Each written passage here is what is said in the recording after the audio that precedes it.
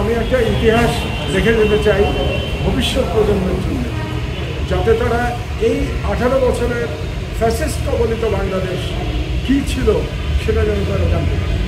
এবং আজকে আমি মনে করেছি যে আমার সাক্ষ্য দেওয়াটা জরুরি এই কারণে, যাতে করে আমি একজন নাগরিক হিসেবে, বাংলাদেশের নাগরিক হিসেবে আমার দায়িত্ব পালন করি।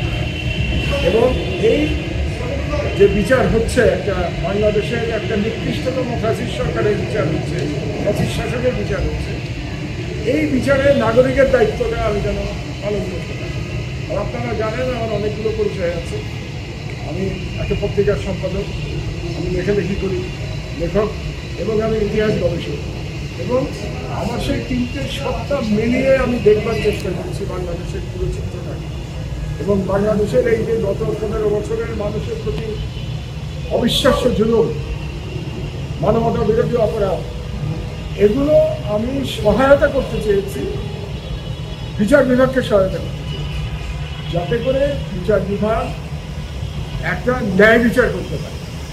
আমরা এর আগেও দেখেছি যে বিচারের নামে অবিচার হয়েছে এবং সেটা নিয়ে বিতর্ক তৈরি হয়েছে। যাতে করে এইবার কোনো বিতর্ক না থাকে, সত্যিকার অর্থে ন্যায় বিচার প্রতিষ্ঠা হয়। আমরা যেন প্রতিহিংসার জন্যে এই বিচার না করি। আগে যেটা প্রতিহিংসার ব্যাপার ছিল, প্রতিহিংসা